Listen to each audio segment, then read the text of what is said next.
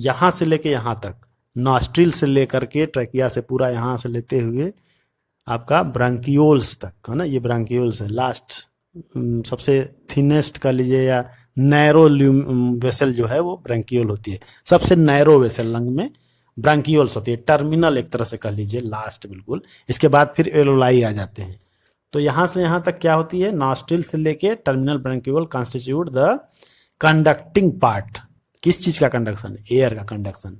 Where as alveoli and their ducts form the respiratory are exchange part of respiratory system. आप समझ गए होंगे, इसमें कोई बहुत अब बड़ी समझाने वाली बात नहीं रह गई कि नाक से लेकर के पूरा ट्रैकिया वगैरह ये सब लेते हुए जितना भी ब्रांक्यूल्स वगैरह है, ये सब क्या है, ये सब एयर पैसेज का काम करते हैं ना, कार्बन डाइऑक्साइड और ऑक्सीजन के ट्रांसपोर्टेशन के लिए एक चैनल की तरह काम करते हैं। एक्चुअल जो ट्रांस होता है, एक्सचेंज होता है, वो इन्हीं एलोलाइज के अंदर होता है। तो इस तरह से ये पूरा एल्वोलाई जो है या उनका जो डक्ट है वो रेस्पायरेटरी आर एक्सचेंज पार्ट आप होते हैं। ठीक है, तो conducting part transport atmospheric air to alveoli and clears it from foreign particles, humidify and also bring air to the body temperature. अब ये जो पूरा पैसेज है वो क्या करता है, ऐसे कई काम हैं। एक तो वो एयर का ट्रांसडक्शन तो कर ही रहा है, कंडक्शन तो कर ही रहा है। इसके अलावा डिफरेंट जो जितने भी इसमें अंदर की तरफ म्यूकस मेम्ब्रेन होती हैं, तो उनमें जो भी एयर आ रहे हैं, नाक से ही शुरू हो जाता है। नाक में आप देखोगे बहुत सारे हेयर्स होते हैं, तो बहुत सारे जो डस्ट पार्टिकल हैं वो तो उसी में रुक जाते हैं। इसके बाद थोड़ा बहुत जो रह जाएगा वो ट्रैकिया में आकर के निकाल लिया जाएगा उससे। इसके अलावा ट्रैकिया से पहले ही जनरली सारे जो है डस्ट पार्टिकल वगैरह निकाल लिए जाते हैं। इसके बाद बहुत कोई फाइन पार्टिकल है तभी वो ट्रैकिया में जा पाता है।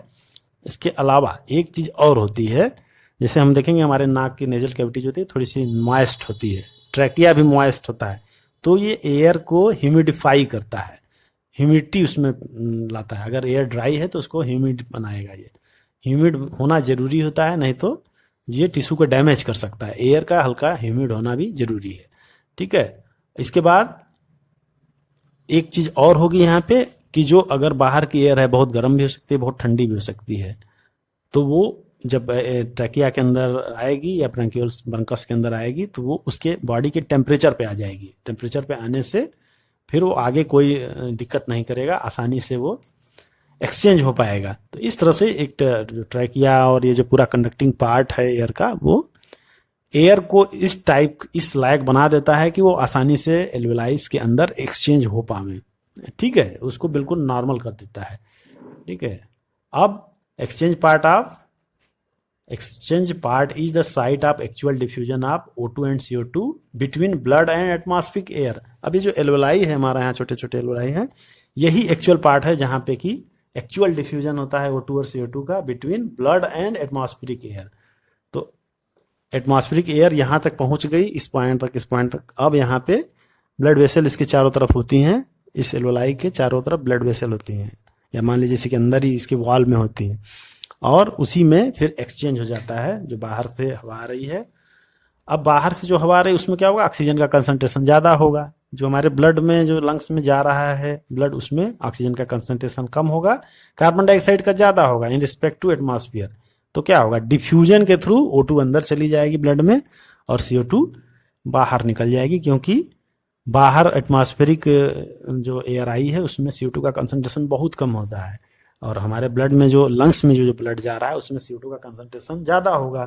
तो वो ब्लड से निकल करके चला जाएगा एटमॉस्फेरिक लंग्स के अंदर चला जाएगा, क्या, CO2, और O2 जो है अंदर चला जाएगा ब्लड में, क्योंकि O2 का कंसंट्रेशन एटमॉस्फेरिक एयर में ज़्यादा है जबकि ब्लड में बिल्कुल ना के बराबर होगा। तो इस तरह से एक्सचेंज हो जाता है। अब lungs are situated in the thoracic chamber which is anatomically air tight chamber. ये जो लंग्स हमारा है, बस जो पैसेज है वही है, इसके अलावा इसमें कहीं से भी एयर एंट्री नहीं कर सकती। पूरा एक टाइट चैम्बर की तरह होता है, इसमें ऐसा नहीं कि कहीं और से एयर घुस जाए, ऐसा कोई पॉसिबिलिटी इसमें नहीं होता है। The thoracic chamber is form dorsally by vertebral column, ventrally by sternum and laterally by ribs and on the lower side by dome shaped diaphragm, है ना। अब अगर हम इस थोरैसिक कैविटी, लंग्स कहाँ पे है हमारा, ये थोरैसिक कैविटी जिसको हम लोग चेस्ट बोलते हैं, है ना। आपका जो चेस्ट है वो कैसा है, चेस्ट में हम देखें तो चेस्ट में क्या होता है, आगे की तरफ जो मिड में हमारी बोन होती है चेस्ट पे, वो क्या होती है, स्टर्नम होती है। पीछे की तरफ इसके क्या होगा, वर्टिब्रल कॉलम होगा। साइड में क्या होगा, इसके रिब्स होंगे, चारों तरफ ऐसे ऐसे रिब्स होते हैं ना, इस तरफ भी और इस तरफ भी।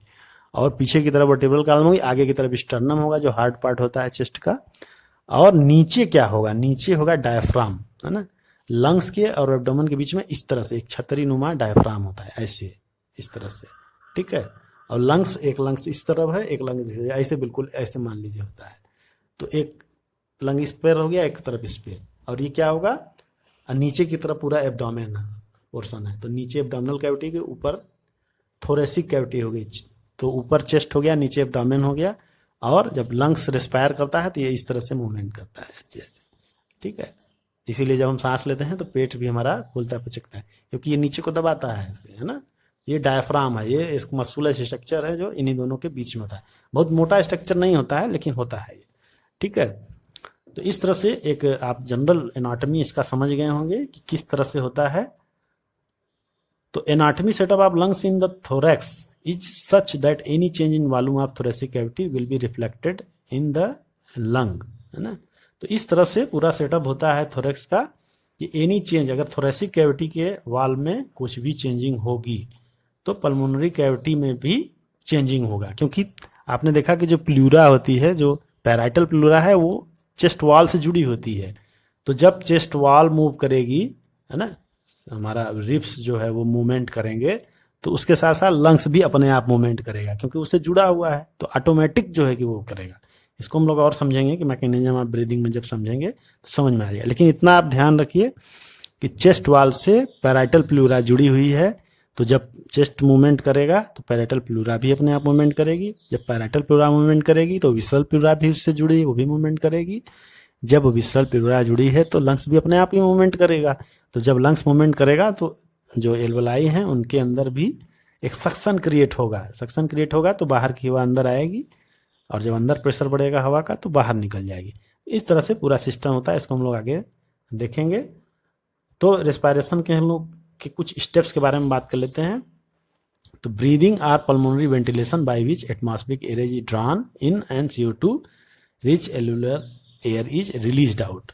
तो रेस्पायरेशन में वही हमने बताया कि एटमॉस्फेरिक एयर जो है वो ब्रीदिंग या पल्मोनरी वेंटिलेशन की वजह से अंदर को आती है, O2 अंदर को आती है, और CO2 जो है वो बाहर को रिलीज होती है। तो जो ये वेंटिलेशन होता है, मूवमेंट होता है लंग्स का, इसी को हम लोग ब्रीदिंग बोलते हैं। फिर डिफ्यूजन होगा गैसियस O2 एंड CO2 का, ये भी हम लोग देख चुके हैं। ये जो एल्वेलाई है इसमें एलुलर मेम्ब्रेन जो होगी उसी में एक्सचेंज होगा। फिर जो यहाँ पे ब्लड वेसल हैं, ये ब्लड वेसल क्या करेंगी, जो भी गैसेज हैं अब ऑक्सीजनेटेड होने के बाद वो पूरे बॉडी में ट्रांसपोर्ट हो जाएंगी, ठीक है। फिर वहाँ पे O2 जो है टिश्यूज तक जाएगी, टिश्यूज पे वहाँ पे फिर एक्सचेंज होगा इसी तरह से, क्योंकि टिश्यूज को ऑक्सीजन की ज़रूरत होती है रेस्पायरेशन के लिए, और CO2 वहाँ पे मौजूद होती है। तो एक बार एक्सचेंज वहाँ फिर होगा, वहाँ O2 टिश्यूज में जाएंगी और उनके अंदर जो CO2 है उनको ये ब्लड में आ जाएंगी, और वही CO2 यहाँ आकर के फिर बाहर निकाल दिया जाएगा। तो ये जो ब्लड हमारा है वो क्या करता है, एक ट्रांसपोर्ट की तरह काम, ट्रांसपोर्ट व्हीकल की तरह काम करता है। किसके लिए, O2 और CO2 के लिए, और भी चीज़ों के लिए करता है। लेकिन यहाँ पे अगर रेस्पायरेशन के रेस्पेक्ट में देखें तो O2 और CO2 की तरह कैरियर की तरह काम करता है। इसमें आप जानते हैं कि जो हीमोग्लोबिन होता है हमारा, वो ऑक्सीजन का कैरियर है। उस हीमोग्लोबिन ऑक्सीजन से अटैच होकर के ऑक्सी हीमोग्लोबिन बना लेता है, जबकि CO2 भी हीमोग्लोबिन से जुड़ता है लेकिन थोड़ा कम जुड़ता है। CO2 मोस्टली जो होता है वो प्लाज्मा के में ज़्यादा डिजॉल्व होकर मूव करता है। इसके बारे में हम लोग आगे डिस्कस करेंगे कि किस तरह से मूवमेंट होता है इनका। ये एक जनरल स्क्रिप्ट है कि किस तरह से सारी चीज़ें होती हैं। फिर utilization of O2 by cells for catabolic reaction and resultant release of CO2। Cellular respiration में आप पढ़ चुके हैं कि O2 का क्या रोल होता है और CO2 कैसे निकलती है। इसके बारे में आपको डिटेल में जानने की जरूरत नहीं है। वो जो सेलुलर रेस्पायरेशन है उसका जो चीज़ें हैं, बाई प्रोडक्ट है, उसको ये ले आता है और O2 को पहुंचा देता है। तो अब जो हम उस समय बात कर रहे थे सेलुलर रेस्पायरेशन की, और ये नॉर्मल रेस्पायरेशन है, तो ये लंग्स का रेस्पायरेशन हो रहा है और वो सेलुलर लेवल पे हो रहा है। तो दोनों में थोड़ा सा यही अंतर है। तो इसको आप लोग समझ गए होंगे कि ब्रीदिंग और लंग्स का मेनली आप स्ट्रक्चर समझ गए होंगे कि ब्रीदिंग इसमें कैसे होती है। इसके बारे में अब थोड़ा सा डिटेल में हम लोग जाएंगे कि कैसे ये ब्रीदिंग होती है।